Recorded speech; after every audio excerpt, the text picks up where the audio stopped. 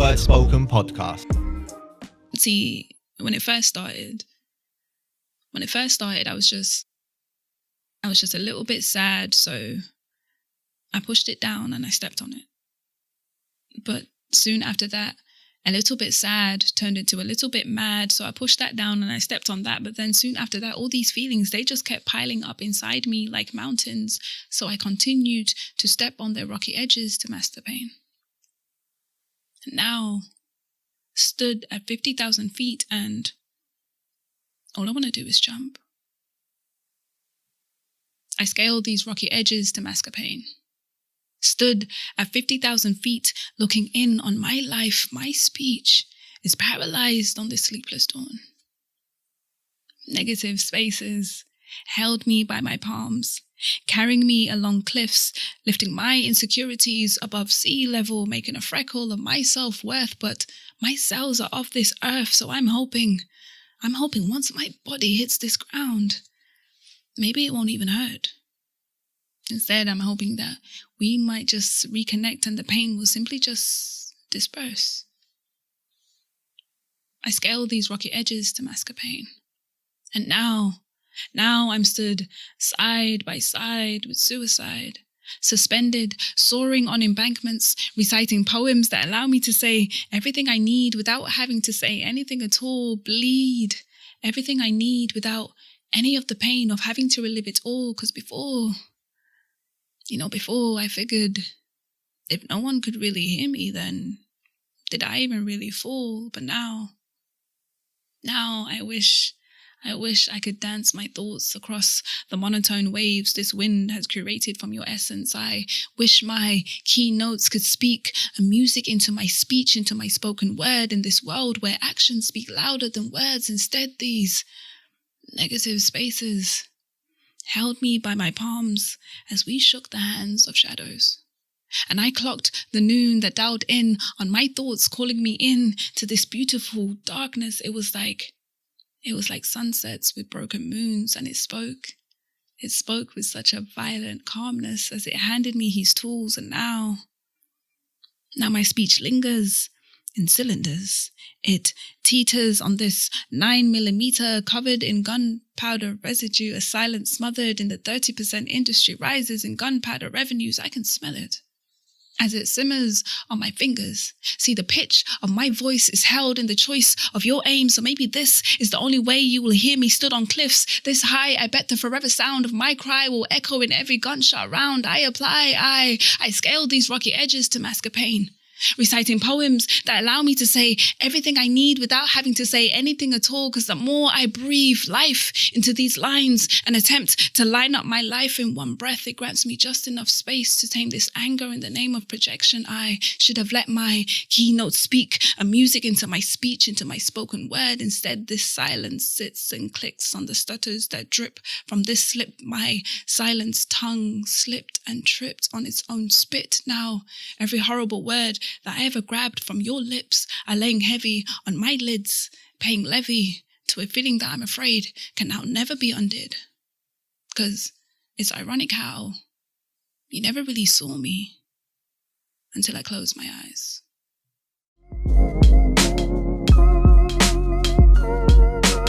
So there we go. That was Becksy Becks with a wonderful piece entitled Silence. Thank you very much for coming on and performing that piece. How are you doing, Becksy Becks? Are you doing all right? I mean, I really hate that question. Like, I never know how to answer it. It's like, it depends when you ask me. It's kind of a non-question, isn't it, really? Maybe I should think of some more inventive ways to kind of kick things off slightly.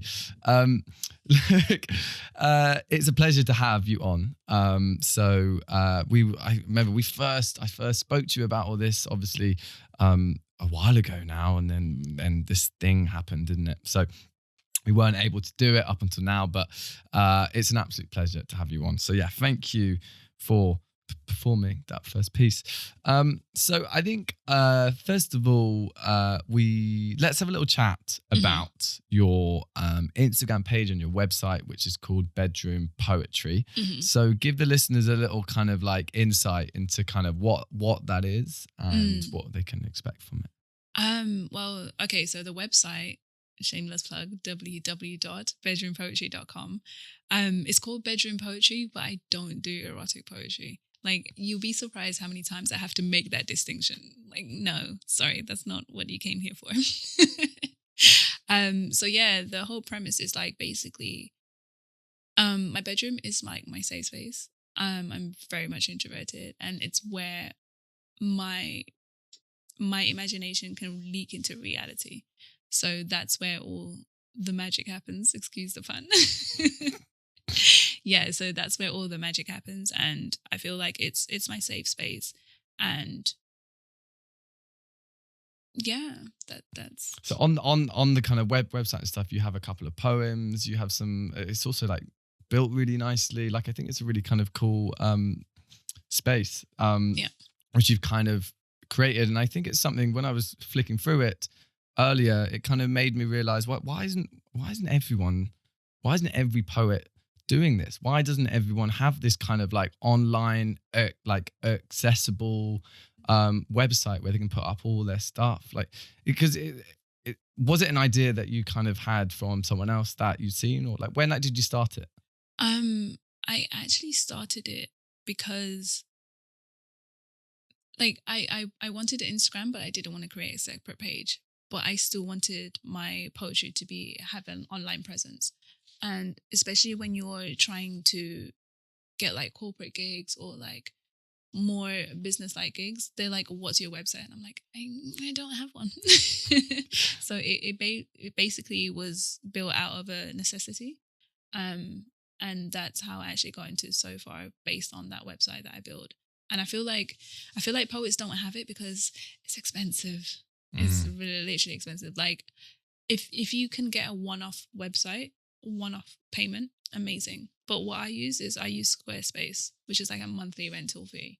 So it all adds up eventually. So So yeah, I guess Yeah. you got to kind of have them gigs coming in for it to, 100%. be worth it. So you are, of course, a flow poet. I think you're the third flow poet we've had on this show. Hey. So how long ago did you get involved with the flow poets?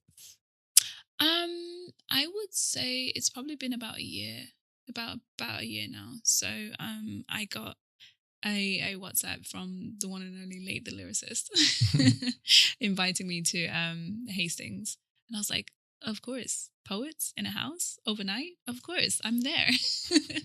And then it just kind of like snowballed from there. So it's been an amazing year, and like I am in a group with like some of the best poets in London. Like, I couldn't ask for anything better.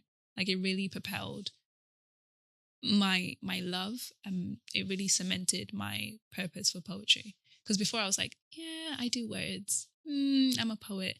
But then when I joined the Flow Poets, I was like, yeah, poetry is my purpose. I think it's an amazing group of people that have, you know, some serious talent.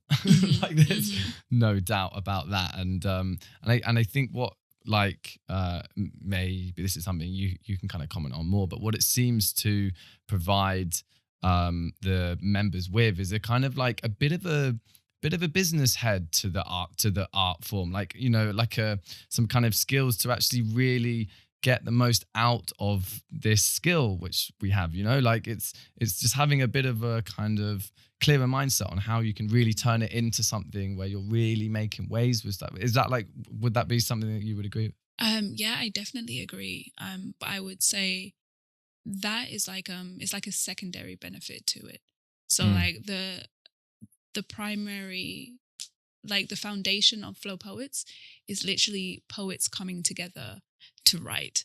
So like how it started is like we would do Flow Weekenders. So like everyone would come together, and there was no pressure to create something new. There was no pressure to like, oh, you have to have a poem to perform and blah, blah, blah. It was just literally enjoying the art of creating. And then there just so happened to be a studio downstairs. If you wanted to create something, if you wanted to record it, amazing. But like the premise is just to get people writing and get people connecting with themselves and actually exploring why they're doing what they do. Yeah, and clearly works, right? Because what ends up kind of coming out of it is some collab, like you guys work with one another to make some kind of music. Well, of course, like Woodsy put out that album like a little while back called Happy Place, which was really great, and it had all the flow poets come on, and like it was I just think it's really cool, and I think it's a kind of model of things that we should actually be seeing more of. Like there should be, I mean, there's obviously poetry collectives and stuff, but I just feel like everyone should be a part of one, you know. If you're doing spoken word and you're into this art form, like you connect in a more kind of like productive way with the people that are around you, right? Because there's some serious talent, and I think like combining all those different ingredients makes a lovely pie. I was coming up with that metaphor and I was thinking, should I say pie? Makes a lovely. Always pie. I was going to say cake, and I was like, nah, I want a savory item here. I definitely agree. I feel like I love poetry collectives, but I love the flow poets more because it's not a collective, it's like a family. So like we actually connect. It's like finding your soul tribe. So yeah. Right. So how long have you been writing? Have you pretty much been writing since you were a little kid, or is it something that you came to a little bit later in life? It's gonna sound very cliche, but I was writing before I could read. I was writing before I was born. I was writing in the womb. I was like, Mum, I need a pen. You're like, what are all these feelings inside me? I need to let them out. No, but really, so you're from a very, very young age then? Yeah, from an absolutely young age. What I wrote didn't always make sense because obviously I'm 3 years old, but you'd really write at 3? I'm maybe exaggerating for the podcast. But it sounds good, so let's just run with that. Like, I'm cool. So like pretty much as soon as you could put pen to page, you were kind of doing your own stuff. You had that like natural instinct. But yeah, so it started off with because I'm a big dreamer, so I always kept a dream journal, and then from the dream journal it turned into novels, and then I realized it's like, oh wait, you can't get onto a stage and like read a novel for like 20 minutes because people will fall asleep. So then I started writing poetry. So I would condense my stories into 3-minute poems, and then that's how poetry came about. But like I was very much like a novel writer. Really, from a really young age. So were you one of those? Oh, not at the age of 3. Yeah. I know. No, but like, did you kind of love English then? Was that kind of your thing at school, right?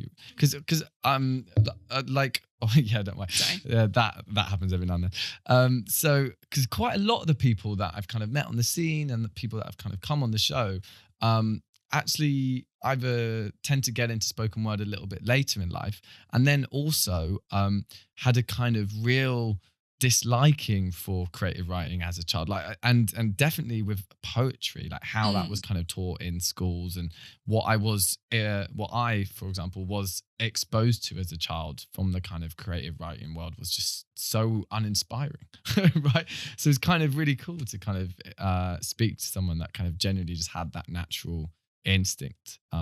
What was the first poem you can remember writing? Is there one that you can think of from your kind of childhood years? Like I wasn't writing poetry in my childhood years. Like I only started writing poetry probably, I'm gonna say 20.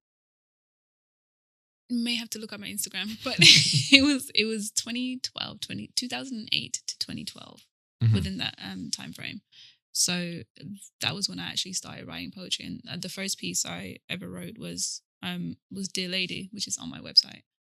And it was very much a letter to someone that I knew. So did that person get to hear the letter? I'm not sure. I might send them the link. Okay, great. So what I really like about your kind of style is you have a very kind of like soft way of saying things, right? Your like vocal tone is really like kind of the word I was going to think of was crispy, but I don't know whether that's the right word. But you know what I mean? It's very kind of delicate and raw, but then you also tend to kind of play with humor as well as like more serious stuff all in the same time. And I think it all kind of blends into a really nice little combo.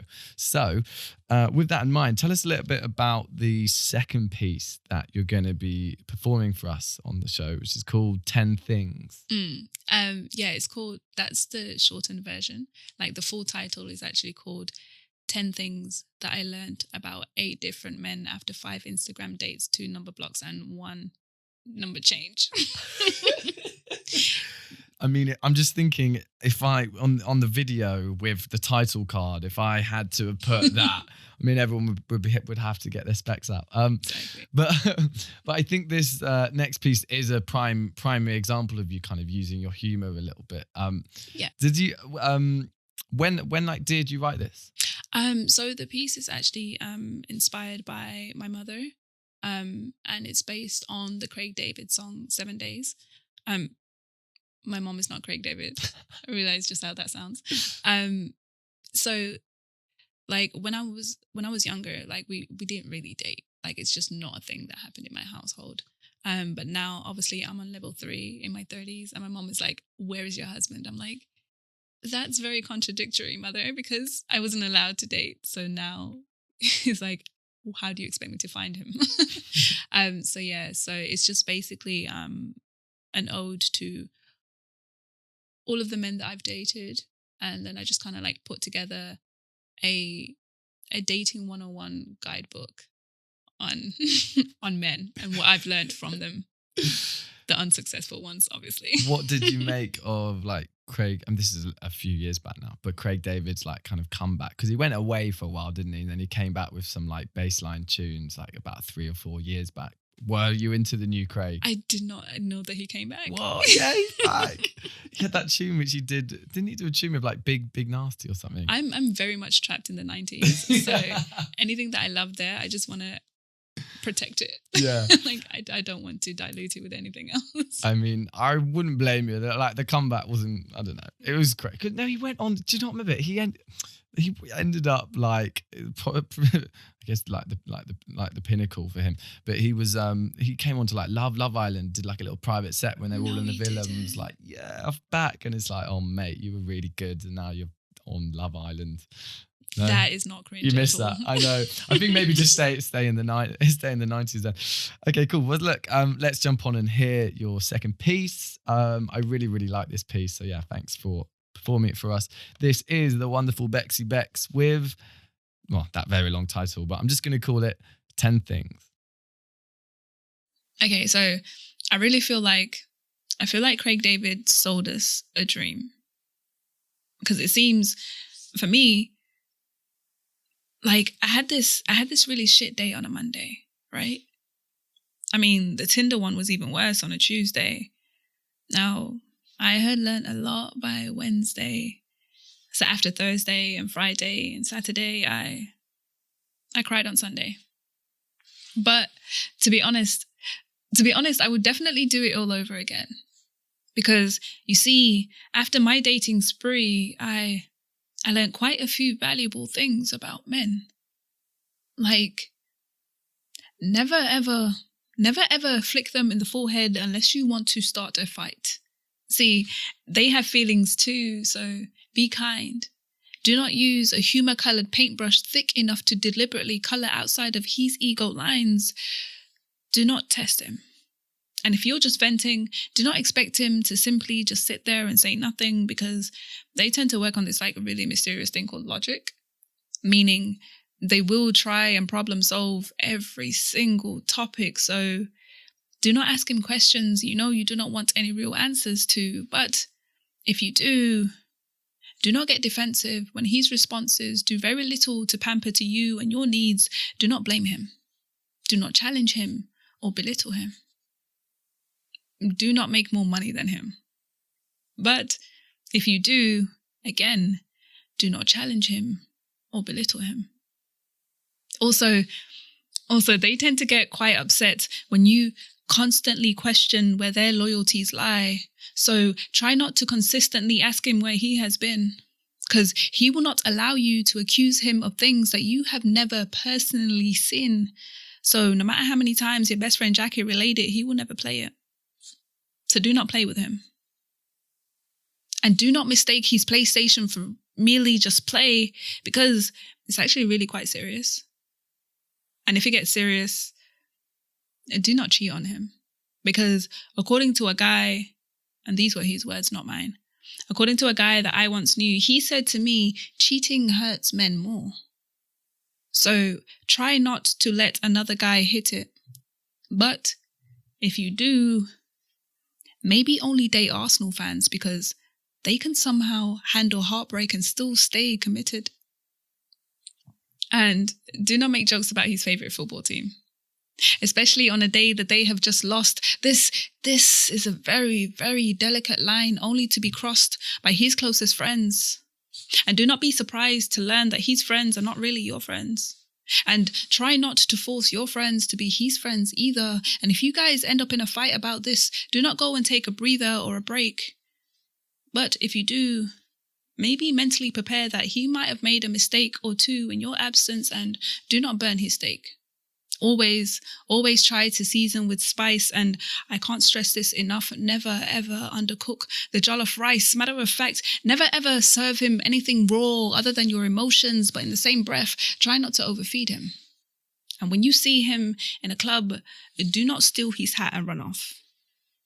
And when you're getting ready for that night out, try not to take too long, and don't you dare, for God's sake, ever ask him where his hairline has gone.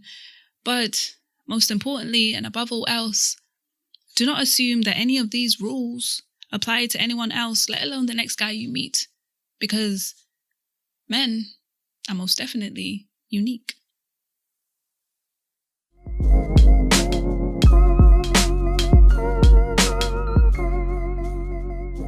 Cool. So there we have it. Men are most definitely unique. That was a wonderful piece called 10 Things by Becksy Becks. So yeah, thank you for performing that, Becksy Becks. And also, this is Becksy Becks with Becks, because my surname's Beckwith. We should have mentioned that. Oh my God. Wow. Treble Becks. And we're drinking beer Moretti. Damn, if we had Becks, that would have been exceptional, wouldn't it? I blame you. Cheers to that, though. Cheers to the Becks gang. Right, look, that's a really great piece. I hope you guys listening you can see, right? She plays with like the humor, and then like makes you smile, and then like makes you think, and you just kind of like jolt the listener around and all these emotional states all at once, and it's very it's really, really great. So yeah, that's a great piece. That's because I'm unstable. It's like, if you don't laugh, you will cry. Yeah, forever. we all are, aren't we? us poets are open books, right? 100%. So I kind of want to. This is, I guess, is a little bit, maybe a bit of a rubbish question again. But how did you find like the lack of open mic? So for the past few months, like not being able to kind of get up onto a stage and perform to people, maybe writing more. But how did you find the past few months? I feel like it came in stages. So like prior to lockdown, because like poets, they always have a 9 to 5, and then they do poetry. So like I was literally 9 to 5, Monday to Friday, and then doing like 3-4 shows a week. So like I was burning myself out. So when it got to lockdown, I was like, oh wait, what? I don't have to do anything? So like for the first 2 months, I was living my best introvert life. Like honestly, I was just happy to have the break. And then obviously the Instagram lives started up, and I was hosting Mind Over Matter, which we did quite regularly for so many shows over like a number of weeks. So that kept me going, but I didn't miss the live shows, to be honest. I think because I was performing so much that I didn't have any new material, and I didn't have time to write. So when it came to lockdown, I was like, oh, wait, I actually have time to write now. I can actually do stuff. And I didn't miss the performing, because I'd been performing the same pieces over and over and over again, and I was like so bored of them. So I was happy for the break, to be honest. And it's more like project work. So do you would you say that you kind of mentioned there, right, that you needed a bit of time to write? So are you someone that kind of needs a bit of downtime, like a bit of headspace maybe, to kind of find your creative outlet, writing more? So during lockdown, were you writing a lot then? Was that? I was writing mostly in probably like the second and third months. Um, it was so like the way I write from experiences, but because all I was doing was working and going to shows, like I had nothing to write about. It's like, what did I do today? I went to work and then I went home. So the poems were like very drab. So like when you have that space to actually sit and access your emotions and sit with your emotions and like think with your thoughts, think with your thoughts, because that's the thing that happens. Think with your thoughts. You can whack that on a t-shirt. Yes, and you can hear that poem. Yeah. When you actually have time to like sift through all of your thoughts, then I was able to write more. So like my second and third month, I was in my element. Mm. And then I had nowhere to perform them afterwards. I know. I guess it's a bit of a like catch 22, wasn't it? Because I think that is a similar like I've heard a lot of people say that, you know, like it was great, right? I had all this, you know, time. No one was doing anything to kind of write, but then yeah, like it's almost like the full circle wasn't quite complete, wasn't it? Because obviously a big part of the process is finding that headspace, getting pen to page, like writing something, Yeah. and then memorizing it and learning it and being like, okay, no, that one's good. And but you need that final step, don't you? And we were all starved of that for a very long time, and we are still. But it's kind of like a blessing in disguise, because it kind of made me realize it's like, oh, okay, so I can't perform it. How about I record it? How about you start working on projects? How about you like start to like experiment with your creative art form? So like, yeah, we're poets and we speak, but there's other ways to express poetry. So it gave you time to like kind of explore other avenues apart from live. Yeah, I mean, I think that makes sense. We were kind of forced to kind of think about, okay, well, what can we do now? Did you get involved with any of like the virtual nights, or did you kind of try and avoid those? I had like a very strong insomniac period. So like there was a lot of American poetry shows on at like 3 a.m., 4 a.m. And I'm like, oh my God, all of these poetry lives that I never get to go through like in physical form, I can access them on Instagram. So like I blame Karina Latoya Lawrence, to be honest.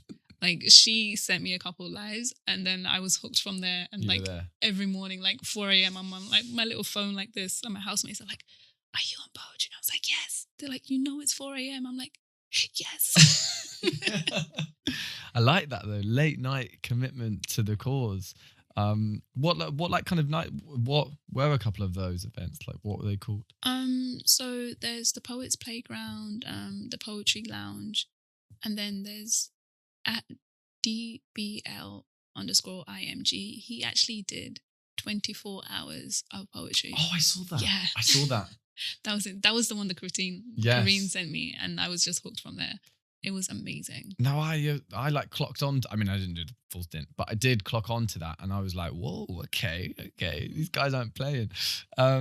Yeah, it was. I guess, yeah, this has kind of come up like a small bit, but I felt like there were pros and cons to the virtual scene, right? Obviously, pro being you could do that, all these other things, everything was online, didn't matter where 100%. You were in the world, you could join in. But yeah, con was. Just wasn't people. It was very saturated. Like I would go on at like 7 a.m. and there's like 5 little notifications saying live. I'm like, it's 7 a.m. guys, like calm down. All those first stories and everyone sings was like, oh my God, so much to choose from. Okay, cool. So look, let's, are you ready for the 155 challenge? Yeah? Yes. Do you know what? I think you're going to do pretty well here. So let's play 155. 155 is the part of the show where we challenge our guests to a quick fire free write. The rules are as follows. You've got 1 minute 55 to write a piece about a word you pick out from the box right in front of you as a prompt. You have, as I said, 1 minute 55 to complete this task, after which you solemnly swear, Becksy Becks, to read whatever it is out loud. Do you solemnly swear to read it out loud? You have to promise before you choose the word. I do. Okay, so in order to play, grab the little word spoken box in front of you. I call it the word spoken box because, yes, I put a sticker on it, as you can see. Give that a quick little shake and let's see what words we have for you to write about. Yeah, in fact, it's the word spoken Tupperware, isn't it? Okay, you pick one up and I can take the box from you and then you read out whatever word we have. There are some weird ones. Some? Okay, I feel like what is they're it? all this weird. Oh, okay. Pizza. Pizza. Honestly. Okay. Honestly. Pizza. You just have to use it as a prompt, right? So look, grab the little book in front of you. I thought this was gonna be easy. It trust me, in order to like prep for this, I did this a couple of times and like I learned that it's not. So like mad respect. So you can just use pizza as a prompt. The other thing I'm going to say, just to remind everyone that if you want to play along at home, get out a pen, get out a piece of paper or use your phone, whatever you're doing, and just free write. I want to know what you guys can come up with in this very, very short space of time. Send in your entries to the Word Spoken Podcast DM or wordspokenpodcast@gmail.com, and one of you can win a mug. So Becksy Becks, your word is pizza. Are you ready to play the 155 challenge? The time starts now. 155. Okay, Becksy Becks is getting on with the word pizza, so I hope you guys are as well. While she does this, we're counting down 1 minute 55. I'm going to tell you a little fact about pizzas. So the atmosphere of Venus is so hot that if you took a pizza out of the freezer there, it would cook in 3 seconds. Okay. I should really get over my little facts. I'm aware they're like completely pointless and like a lot of nonsense, but you know, somehow I've got to fill this 1 minute 55. So Becksy Becks is with me with the prompt of the word pizza. I reckon there were worse words in there, so let's see what she comes up with. She has pen to page. There isn't any kind of crossing out either, so this is very much like a first time thing. We're reaching the halfway stage. Just a reminder as well, everyone, play along to this, okay? If you want to win a word spoken mug, the thing right in front of me, then you can, you know, the coveted word spoken mug. Isn't that fun? We've got a very, very concentrated Becksy Becks who's writing about pizzas. The time is coming up. She's doing a very good job though. What I will do as well is after this time is over, give a little bit of time to kind of collate her thoughts, just have a little think about how she's going to say it, maybe read it through once in her head. We're getting kind of close to that 10-second countdown. I'm getting stressed. Are you getting stressed? I am. Okay, the 10-second countdown is upon us. Pizza.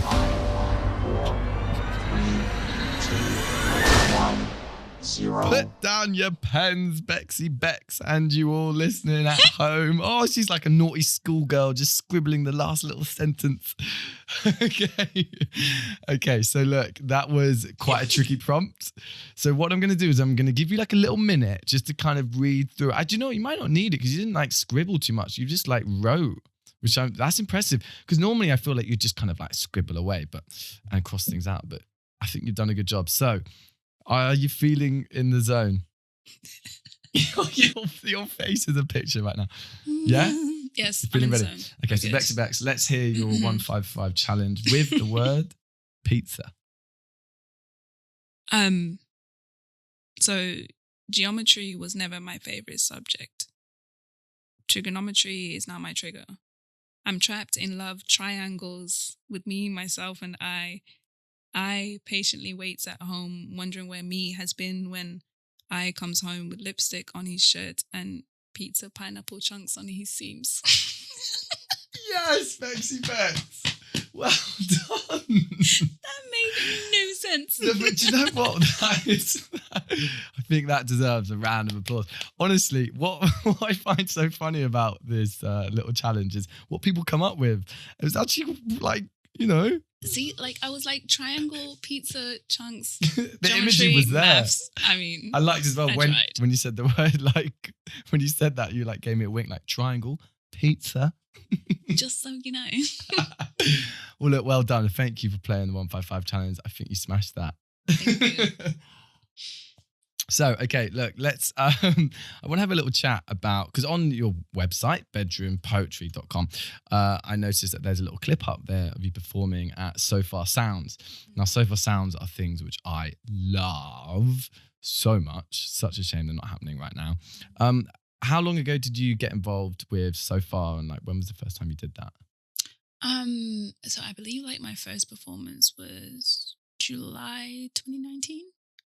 So it's been a long time, and I've done quite a few performances, but like every performance is so different, and like I've never been to the same venue twice, and I absolutely love it. It's such a great space for creatives, and it's kind of like it was strange as a poet going into like a music dominated space. Everyone's like, oh no, I came here for music. You're a poet? What are you going to do? And I'm like, haha, convert you. That's what I'm going to do. You know what? It's like a challenge. I like think that does happen, because from my understanding, and I will, I stand to be corrected here, but So Far Sounds, and well, for people that don't know it, it's basically, it's kind of gigs in a private setting. So they could be in someone's house, in a shop, in a warehouse. They literally could be anywhere. You don't know who is going to be on the lineup. You just turn up, and there's 3 acts. And you sit on the floor, eat hummus, and well, you don't have to eat hummus, but you know, it's just recommended. it's a very nice, chilled vibe. And you see 3 performances. Now, from what I understand, it was only music, right? It was only a music thing. But from the last few that I had been to, there was always a spoken word artist. Mhm. Was that something like, when was that something they started to push as they realized like it kind of actually broke up the night a little bit, or like? When night do you think that switch happened? From what I know, is like I think it kind of like happened by accident. So like one of the artists they were a musician, but like they did like a poetry piece, and it was kind of like, oh, this kind of like breaks up the vibe. So they'll have a musician, a poet, and a musician, just to kind of like give that balance. And like basically, music is poetry in like motion. So it's like poetry with a voice, it's like poetry with a beat. So it makes sense that those two would actually correlate. Yeah, I really miss them. Just that kind of vibe of those rooms, and you know, because what's great about them is I like the fact you don't know the lineup prior to going, right? You just, because it always feels like a pleasant surprise when you leave. Do you like what does it feel like when you did it for the first time? I guess you are kind of semi-conscious of, this is a music event in people's eyes, and here I am doing words. What was the kind of response you had from the crowd? Like, can you remember how they kind of Oh, it was amazing. Like I feel like a So Far crowd is like the most receptive gigs that I've ever had, because first and foremost, they kind of like they enforce the silence barrier, so everyone is actually paying attention to your words, and because that attention and that care is there, they're like more appreciative of it. So like the result afterwards was like amazing, and like it's like a high that I'm like, come back to me. But I did feel a little bit self-conscious as a poet, so I was like calling up people. I was like, I'm gonna be on So Far Sounds, I need some kind of acoustic background. Does anyone know a guitarist? Does anyone know a keyboardist? And I put it in the flow chat, and then like Samuel King recommended someone, and it worked out so perfectly. No, I think it yeah, like I think it did, right? I think that kind of music in the background really elevates spoken word, and I think definitely to a crowd which might not have been used to going to a lot of nights, right? Think it's a great way in for someone else that kind of might not be used to like the more raw, like finger snapping, like type of stuff. Well, like I feel like it's perfect for like the conversion of spoken word in people's heads, because like so many people they automatically don't like poetry, even though they've never been to a poetry night. Yeah. So it's like, you don't like poetry, but once you hear it, okay, now I like it. Yeah. So like, I think you're right. 100%. Why do you think there is that perception, and why do you think that happens? I think it's like what you mentioned earlier about the education of poetry and the whole image surrounding poetry. So, the platform So Far Sounds, it kind of like breaks down that stereotype of, ooh, look at me, I'm in my feelings. Look at my life. Oh, my life is so whoa. Like, it kind of like breaks that down. It's just like, it's real people talking about stuff that's relevant. It's just, we don't have music. And like, I got to a point where I was like, I don't even need a guitarist anymore. And then I was just doing acoustic actual poetry at So Far Sound shows, and people still appreciated it as much. So like, yeah. Yeah, I think it's definitely a place for people to get converted, and we need more of that. I guess, don't we? Because we're still an underground scene, I think, really, in the grand scheme of things. And those, I think, so far, perhaps more than any kind of music event, has really pushed spoken word to sit on a level playing field, right, with music. I think it's something we should all like cherish and like be grateful for. Right, so look, tell us a little about. Let me start that again. A little about. Okay, I can do that. Tell us a little bit about the third and final piece we're going to hear from you, called Tribute. So as the title denotes, it is a tribute. Mm-hmm. I wrote it during lockdown, and it's like I've had this constant thing where like my father is like the best human being that I've ever known. So I just dropped my pen. That's how great he is. So yeah, my father's like the best human being I've ever known, and I've struggled ever since I started writing poetry. It's like, I want to write a poem about him, and I still don't think I've been successful. But this is the first poem that I've ever actually finished to completion. So he passed away in 2005, and like I wrote this like Easter time. Like, oh my God, 2020 has gone so fast. Did we even celebrate Easter? I mean, yeah, I might have had a chocolate egg or two. Like, yeah. So like the anniversary of his death like fell on Easter Friday, and I was like, okay, cool. And then I wrote this piece as a tribute, but it's not the final piece about him. This is just like the prelude to the wonderful man that he was. One of the things I think you mentioned to me off air is you almost feel like a poem is never finished.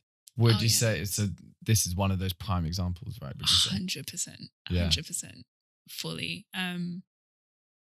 It's never going to be finished, and I'm probably going to change it. So if you're listening to it now, enjoy. If you're listening to it like a year later, if it's now 2021 and you're listening to this podcast, this poem is completely different. No, I like that. I think it's something like I think it's good practice to kind of never feel like a poem is done, and to kind of seal it off and like wrap it away. I mean, one of the reasons like I kind of do tend to do that myself is because like I've memorized it.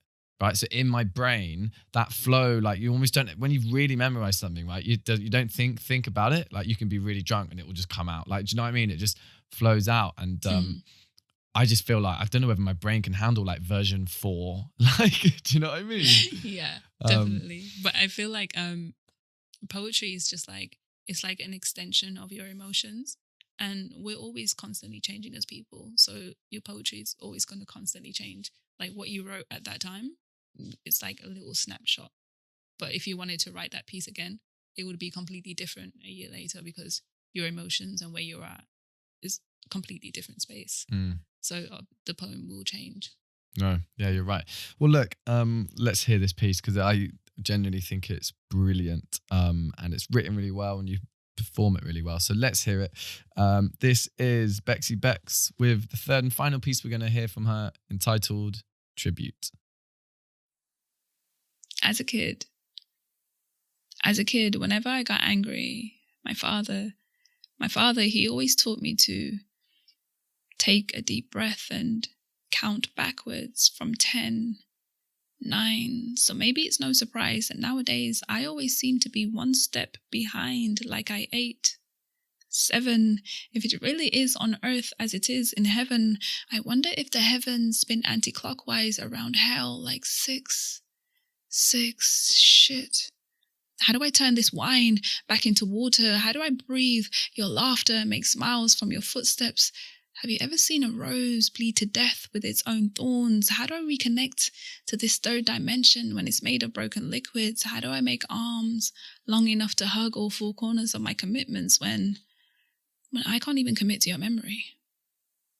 Because, like, when it comes to the anniversary of your death, I don't really like to talk about it much, let alone write a poem every single year.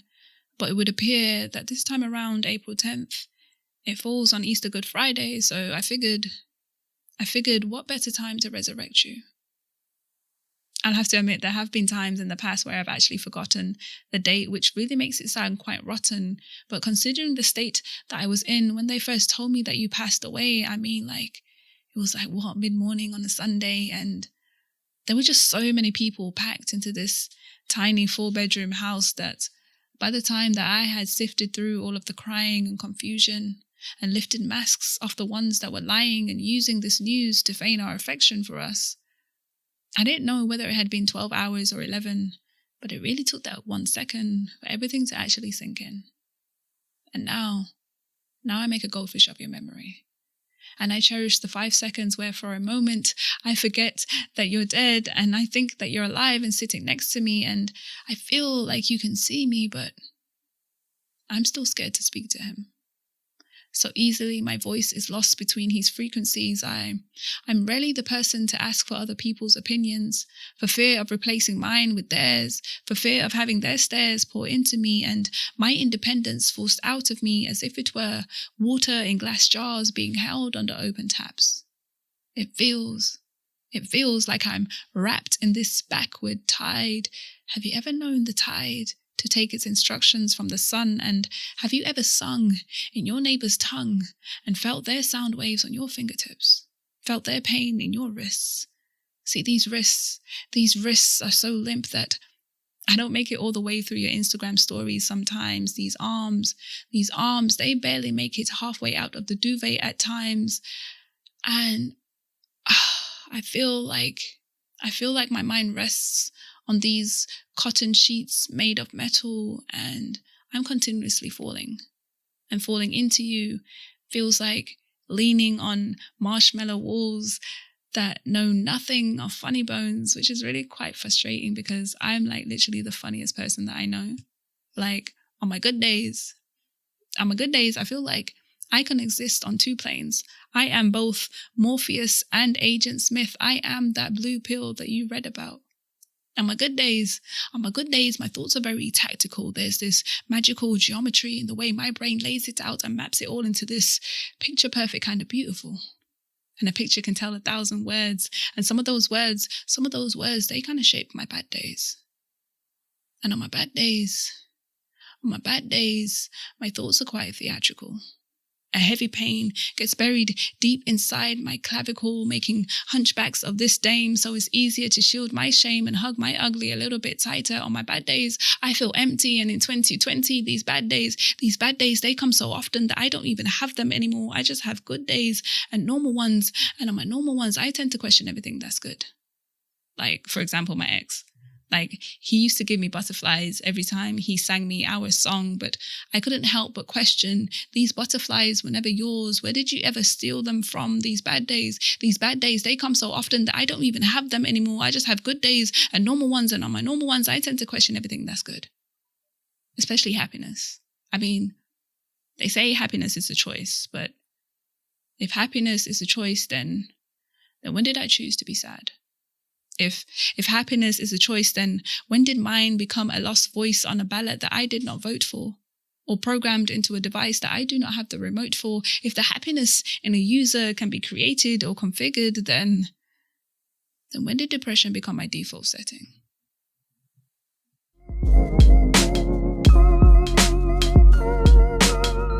Becksy Becks, thank you so much for performing that piece. That is a really wonderful piece. Like it was, whilst we were kind of listening back to that, you were like, oh, why did I write such sad stuff? But honestly, I think it's a beautiful piece, right? Do you like do you find that writing process really helps kind of deal with those types of emotions? No, 100%. I like it's there's something very cathartic about writing as a process in itself. It's like before I used to write after the fact. So it would be like, yeah, I would go through something, I would process the emotions, and then I would write about it. But nowadays finding like I'm finding more benefit in actually writing whilst I'm in the moment. And the the poetry is not as good because it's not as polished, and you don't have like this um skewed vision of what you were going through as if you when you were writing in the third person after the fact. When you're in the moment, it's a lot more raw, it's a lot more channeled, and it's a lot more authentic, which is basically like the pillar stone of flow poets. It's like this just like continuous flow of consciousness, and it's just there, here it is. Yeah. Like it doesn't have to be perfect, it's just it's there, it's real, it's authentic. And the more authentic you are, the easier it is to like carry on in life, if that makes sense. Like you don't have to fake it, you don't have to pretend. So yeah. No, I mean, I think you're right. I guess I hadn't really like thought of the common link with the flow poets in that way, but I think you're absolutely right. Like when you just said that, I was like, oh yeah, that kind of makes sense. I think it's one of their hashtags, like conscious collectiveness. Oh right, there you go. So one other thing I wanted to have a brief chat to you about is obviously the kind of state of the scene right now isn't really happening, but and we've kind of spoken as well about how kind of spoken word is still kind of the like an underground type of scene. What do you think are the kind of chances of it kind of elevating and becoming potentially a bit more mainstream in the future, and what might the steps be needed in order to kind of reach there? See, like I'm very torn about that. It's like, yes, pay your poets, make as much money as you can from poetry, but then there's that element of if it gets into the mainstream and it becomes this let's say how like mumble rap is now, it will lose its essence, and it will lose its I can't say this word, genuinity. Yeah. Yeah, like it will lose that genuine aspect of it. So I'm very much torn, but I'm really hoping that when the poetry scene does re-emerge, that it will re-emerge with a lot more love and enthusiasm. Because I feel like prior to lockdown, when I was going to shows, it was just kind of like, oh, I'm coming to a poetry show, I'm going to perform, and then I'm going to leave. Like there wasn't that I'm just here to enjoy words and speak my words. And that love was kind of like dwindling. So I'm hoping, like they say, absence makes the hearts grow fonder. So maybe this time away from the live scene, people will just like actually come out and enjoy going to a spoken word show. It's like you're not coming just to perform, you're coming to enjoy the atmosphere, to enjoy the scene, and to like really soak it all in and like vibe off the energy. I'm really hoping that energy will come back once everything kicks off again. That love. Give me the love. See, this is why I do poetry, because I can't sing. It just reminded myself. No, you're right. I mean, my hunch is it's going to come back with like an absolute fire belt. But the only hindrance is, of course, when we can actually do that. But we'll have to wait and see on that one. So look, we reached the part where we hear your eyes and ears. Love it. Eyes and ears. Okay, that's for you. Okay, Becksy Becks. So Eyes and Ears is the part of the show where we get a recommendation from our wonderful guests, something for our eyes to feast on and something for our ears to find blissful. So let's start off with our eyes, Becksy Becks. What have you got for us? I'm still stuck on this book that came out months ago. Like I might have been even last year. or this year. No, definitely. It came out months ago. It's a 2-part series. So the first one is Children of Blood and Bone. And the second part is Children of Virtue and Vengeance. And it is literally the best book my eyes have ever feasted on. Really? Is it a Highly novel? Like recommended. what type of book is it? Yeah, it's a novel. It's kind of like African spirituality and magic fiction with a few facts in it.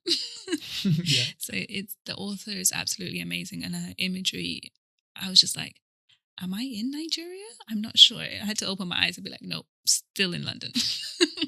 Wait, who's the author? That is, I was so transfixed by the title that I can't remember the author. Okay, well, I'm sure. Like, by it's the such title. an iconic title, Children of Blood and Bone. Children of Blood and Bone. No, Tomi Agadabaye. And I'm really sorry if she's ever watching this. I just butchered your name. Hey, well, we've given her some free promo. Exactly. First name Tomi. Okay, cool. Well, that sounds really, really cool. What have you got for our ears, Becksy Becks? Oh my god. See, now okay, so like I'm really embarrassed because Is kind it Craig David? How did you know? Who told you? No, kind of like the first one. Like, she's Sudanese, so I should be able to pronounce her name, but I cannot, so I might spell it out. But her name is Dua Saleh. So Duasaleh. And she's a Sudanese American artist that my friend actually, Dia, sent to me on Instagram. She's like, she's Sudanese. I'm like, I'm Sudanese. She's like, listen to this. And I was like, it's amazing. Her album is, I can't even describe it. You just have to go to Spotify and search for it. What, like, rough kind of genre are we talking?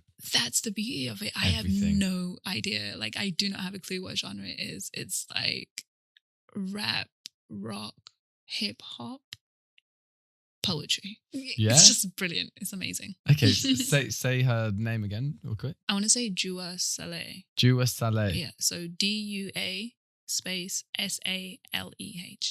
Okay, wicked. Well, cool. Look, both of those sound really, really cool. You guys listen at home, take those away, go and look them up. You know, why not? Get involved. Thank you for playing Eyes and Ears, Becksy Becks. Okay, so look, we've now reached the very final part of the show, and what we do here is just kind of look ahead. And this is a bit of a tricky question, obviously, because no one really knows what's going on right now. But what have you got? Let's say plan for the future in terms of your kind of creative work. So like kind of like what we said before. Like I love Miss Yankee. She like pushes and challenges me to express my poetry in a different form. So there's a lot of project-based work that I'm working on, like short films, poetry films, videos for shit that I've written that I should have probably put out a long time ago. So there's a lot of project-based work coming as opposed to live shows, and I will start doing Becksy blogs on my website www.bedroompoetry.com, and it's just basically like a daily diary in poetry form.